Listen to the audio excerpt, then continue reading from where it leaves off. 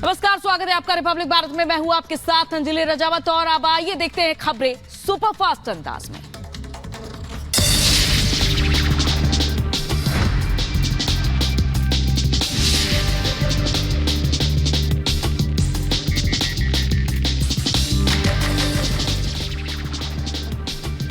लोकसभा चुनाव में बीजेपी ने पूरी ताकत झोंक दी है। प्रधानमंत्री नरेंद्र मोदी ताबड़तोड़ रैली कर रहे हैं और आज पीएम मोदी तीर्थ नगरी ऋषिकेश में चुनावी सभा को संबोधित करेंगे और इसके साथ गढ़वाल मंडल की 3 लोकसभा सीट हरिद्वार, पौड़ी और गढ़वाल टिहरी को साधेंगे। पीएम की चुनावी रैली में 1 लाख से ज्यादा लोगों के पहुंचने की उम्मीद है। उत्तराखंड के बाद पीएम मोदी राजस्थान के करौली, धौलपुर में भी चुनावी जनसभा करेंगे और बीजेपी प्रत्याशी इंदु देवी जाटव के समर्थन में विजय शंखनाद रैली को संबोधित करेंगे और इसके अलावा पीएम की सभा के लिए 3 हेलीपैड, जनसभा के लिए 3 डोम बनाए गए हैं। डोम में हजारों लोगों की बैठने की व्यवस्था की गई है।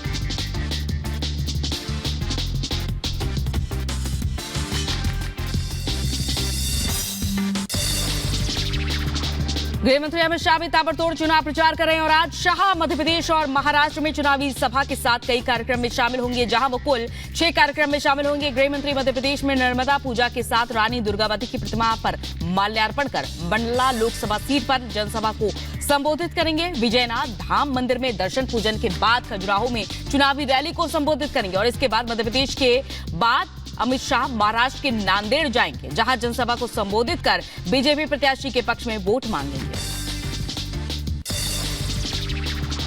यूपी के संभल में रक्षा मंत्री राजनाथ सिंह ने चुनावी जनसभा की। बीजेपी कार्यकर्ताओं में जोश भर कर दिया जीत का मंत्र। सपा पर हमला बोलते हुए कहा, समाजवादी पार्टी कर रही है सोमवार से रविवार तक उम्मीदवार बदलने का काम। 2024 के बाद हो जाएगी पूरी तरह से समाप्त। रक्षा मंत्री ने कहा कि जम्मू कश्मीर की शांति देखने के बाद अब पीओके के लोग भी आना चाहते हैं भारत।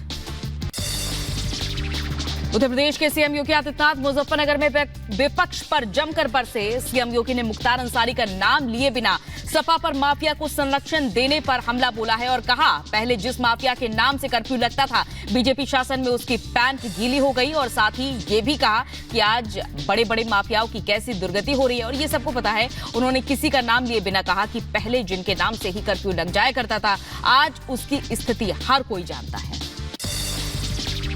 तिहाड़ में बंद अरविंद केजरीवाल की मेडिकल रिपोर्ट में खुलासा, 10 दिन में बढ़ा है दिल्ली सीएम का 1 किलो वजन।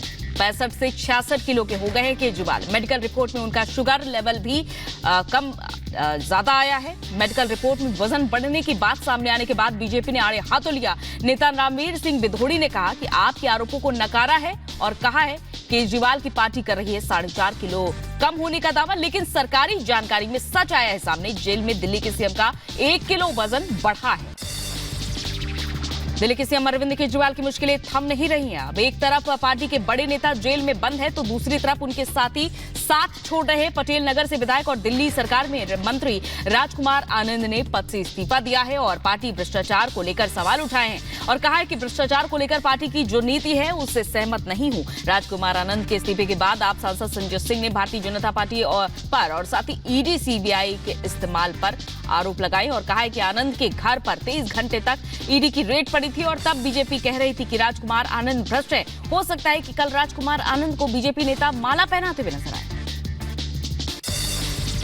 राजकुमार आनंद के आप से अलग होने पर बीजेपी ने आम आदमी पार्टी को आड़े हाथ लिया। तरुण चुग ने कहा कि आपके अंदर लोग महसूस कर रहे हैं गुठन, नई सुबह और परिवर्तन के नाम पर लोग भ्रष्टाचार की जननी बनकर खड़े हैं। तो वहीं बांसुरी स्वराज ने कहा कि 2010 से केजरीवाल के सहयोगी रहे राजकुमार आनंद की आत्मा जाग गई है। उन्होंने भ्रष्टाचारियों का साथ छोड़ने का प्रयास किया है। लोकसभा चुनाव के पहले चरण का आज 8 दिन बाद मतदान होगा। तो वहीं समाजवादी पार्टी में सीटों को लेकर मची हुई कलह थमने का नाम ही नहीं ले रही है। मुरादाबाद और रामपुर सीटों को लेकर अभी भी संग्राम छिड़ा है। सपा के वरिष्ठ नेता आजम खान अखिलेश से नाराज चल रहे हैं और दोनों के बीच प्रत्याशियों को लेकर टकराव बढ़ता जा रहा है। आजम खान समर्थक बसपा उम्मीदवार जीशान खान के साथ दिखाई दे रहे हैं तो सपा के प्रत्याशी मोहिबुल्लाह का विरोध कर रहे हैं और जिस पर बीजेपी ने चुटकी ली है। कहा है समाजवादी पार्टी में भारी तोड़फोड़ मची है। नवरात्र में तेजस्वी के मछली खाते वीडियो वायरल होने के बाद से बिहार में सियासी पारा चरम पर है और बीजेपी ने तेजस्वी पर जमकर निशाना साधा है। सनातन का अपमान बताया है तो बढ़ते विवाद और खुद को बैकफुट पर देख तेजस्वी ने अब एक और वीडियो शेयर किया। नए वीडियो में आरजेडी नेता तेजस्वी यादव हेलीकॉप्टर में संतरा खाते दिख रहे हैं। वीडियो शेयर करते हुए तेजस्वी ने बीजेपी पर तंज कसा और लिखा कि अब नारंगी के रंग से तो बीजेपी नहीं चिढ़ेगी ना।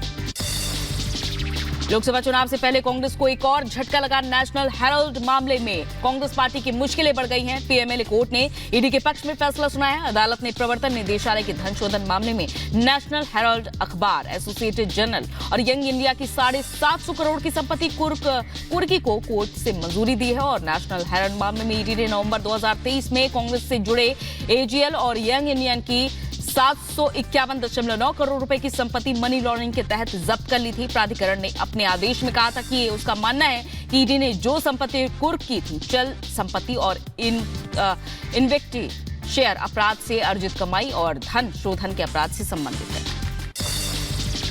पीएम मोदी से मिलेंगे अमेरिकी कंपनी टेस्ला के मालिक Elon Musk. Social micro blogging site पर लिखा, पीएम मोदी से मिलने के लिए उत्सुक हूं।